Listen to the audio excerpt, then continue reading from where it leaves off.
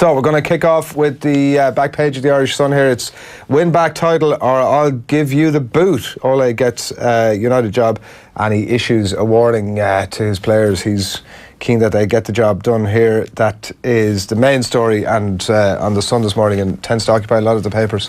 Back page of the Mirror is I'm gonna make United great again. Solskjaer targets first league crown since 2013 after landing dream job.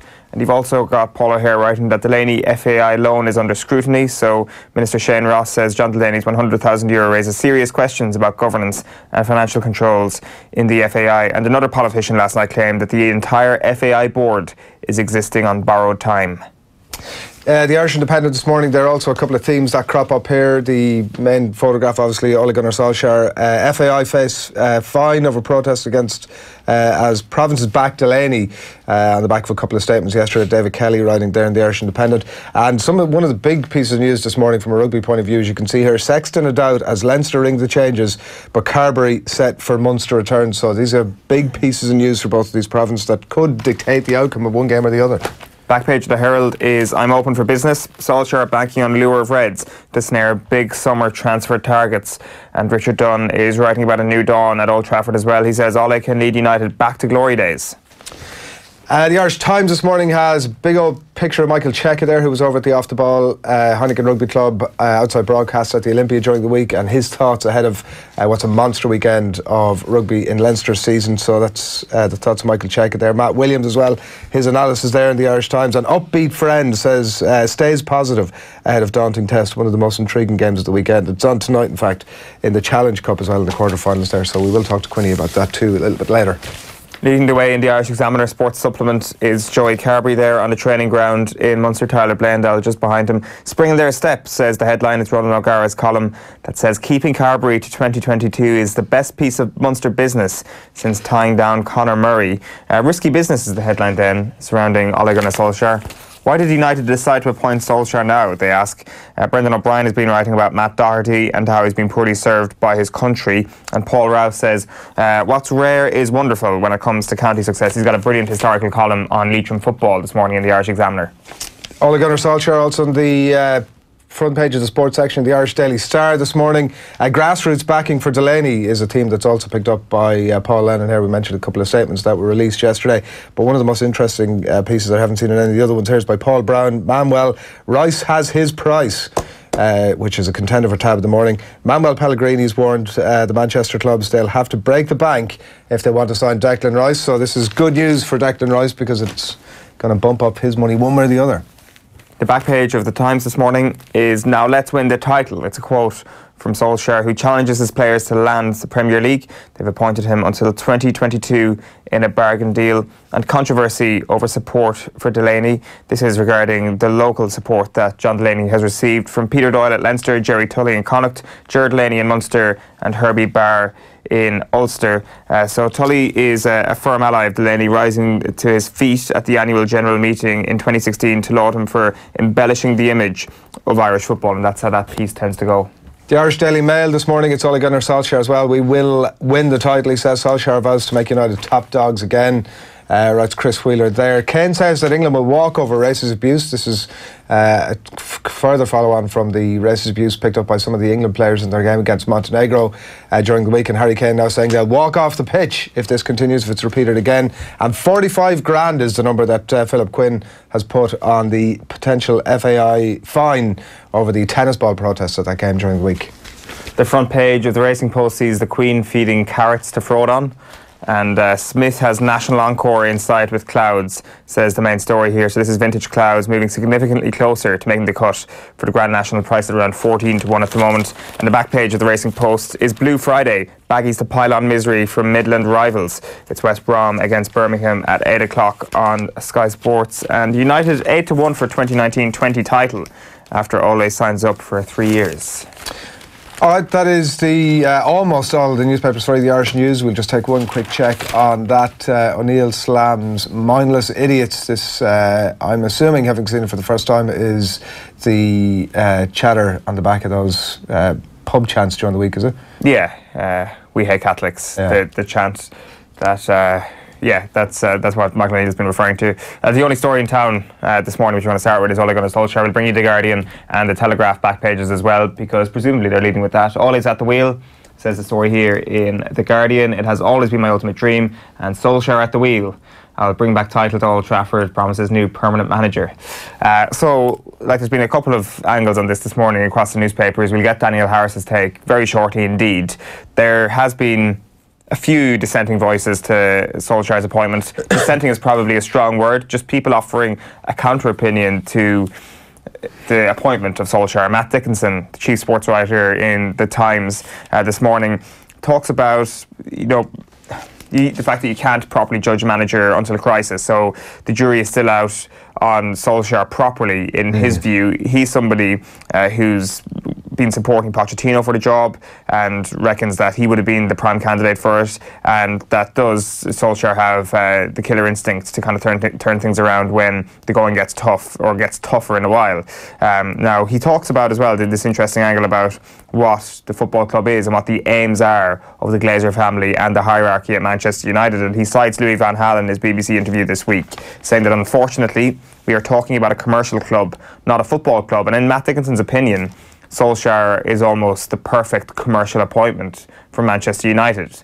That he's suggesting that potentially if these were cold-hearted, ruthless winners, and all the Glazer family wanted to do was win trophies and go for the title every single year, they might have considered another appointment. Whereas now, you've got a win-win. You've got somebody that the fans love, that the club seems to love, and that probably isn't going to drop out of the top six anytime soon, because he is, as we've seen, at the very worst, a relatively good manager. So he says yesterday it was a good day for Glazer, simply in making United more appealing, but it is definitely not the same as putting the fear into the club's rivals at home and abroad, which I guess ties in with Solskjaer's personality.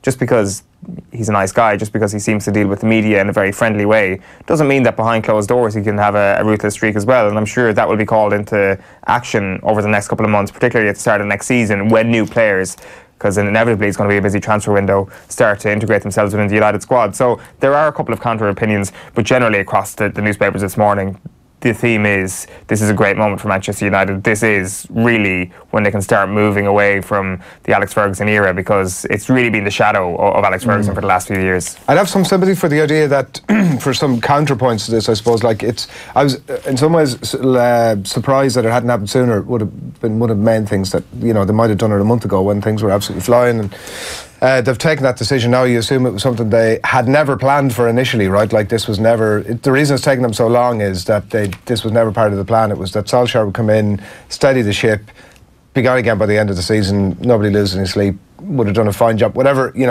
we've said this before, but you or I probably could have gone in after Mourinho and done a better job. So there is that. Look, that isn't to discount Solskjaer as a good manager. That's not what I'm saying.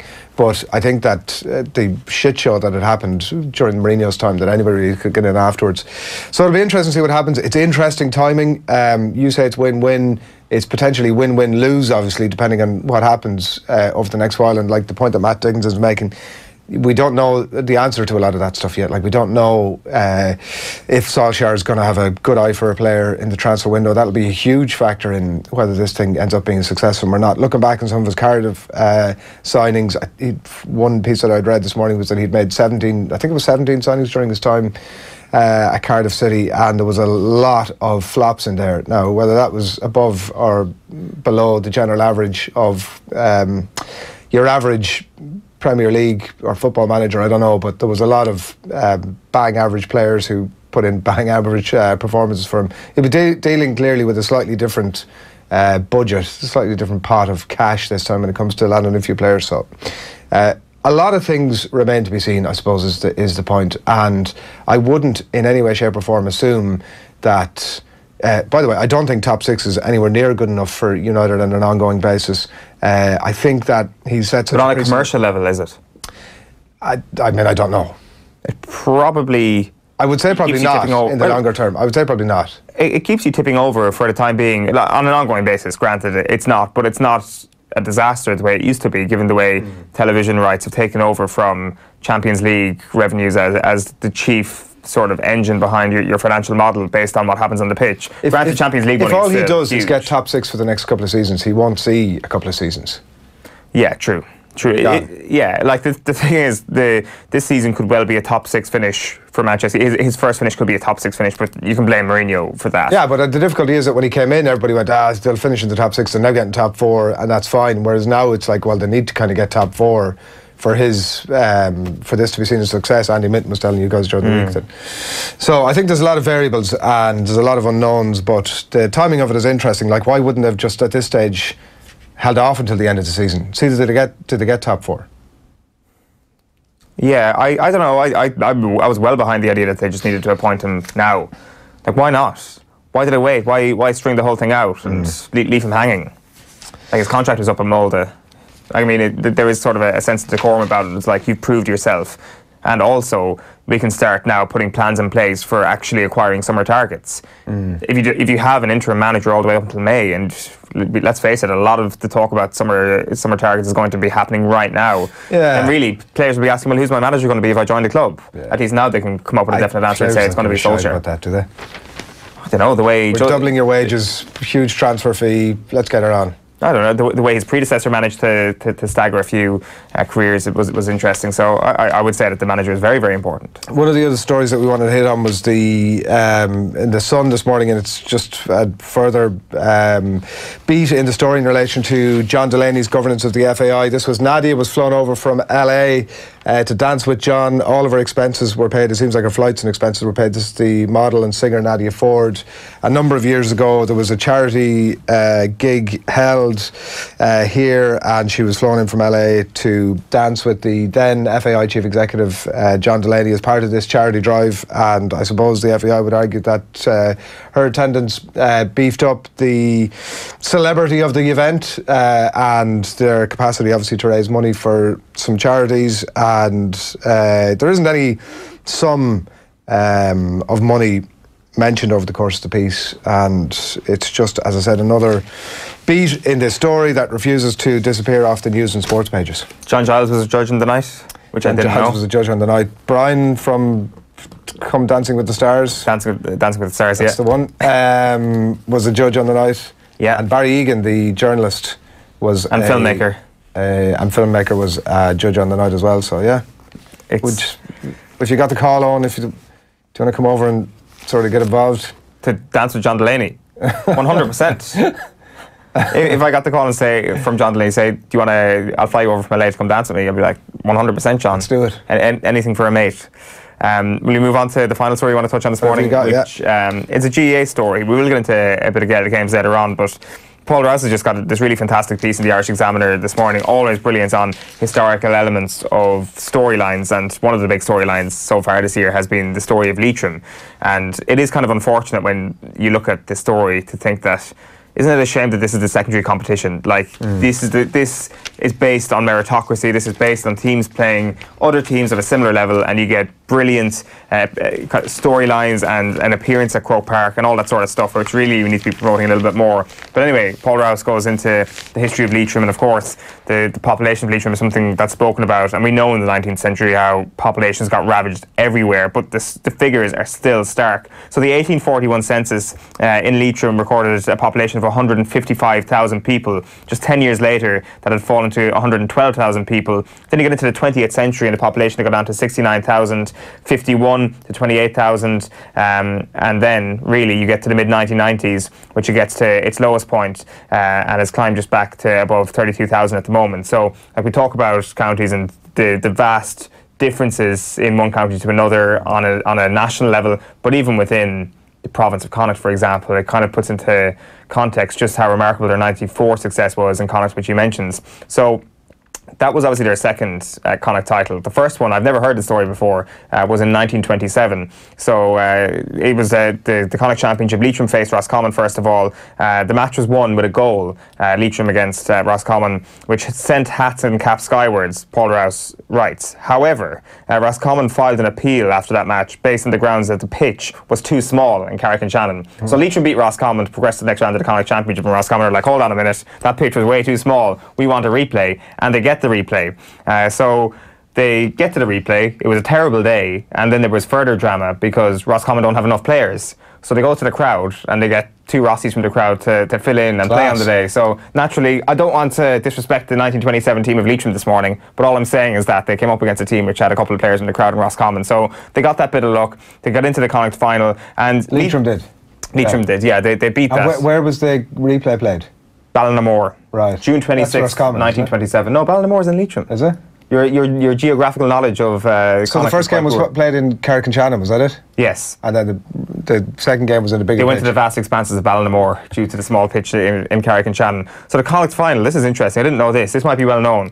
Leitrim enrolled the services of James O'Hare, who is the father of Micheál O'Hare. Right. And he, of course, trained the Clare hurlers to win the All-Ireland Hurling Championship back in 1914. I did not know that. I say, of course, as if like I knew this information. Didn't know this. They hammer Galway in the final, 2-4 to 3 points. And the key moment, Paul Rouse writes, was when Willie Flynn scored Leitrim's second goal by putting ball and custodian into the net. So you can only imagine how that ball was bundled over the line. So Leitrim win their first ever Connacht Championship. Their only one, with the exception of 1994, which we all know the story of. I won't get into that. But then you will get into the semi-final, and I'll finish up on this point.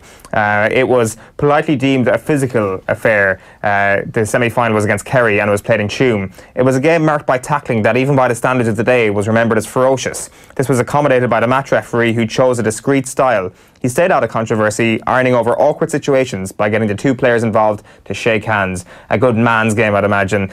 They lost the game on a scoreline of 4 points to 2. So that was the end of the Leitrim dream in 1927. Rouse says that it's the greatest team in Leitrim's history, but it could have been better because in 1926, key players John McGoldrick, Willie Daly, Nipper Geelan and John McGuinness had all been lost to emigration. And as I say, he mentions the team in the 90s. The other thing which I didn't know is apparently the Leitrim team of the late 50s and early 60s was an outstanding team. They qualified for 4 consecutive Connacht finals from 57 right the way through to 1960. But of course, at that time, Galway were becoming a powerhouse. They were about to become one of the greatest Gaelic football teams of all time. And Leitrim just came up against them every single year and got beaten by them every single year. So who knows what would have happened if Galway didn't have such a purple patch at that period. You might have had 3 great Leitrim teams. Like the Latter-day Mayo.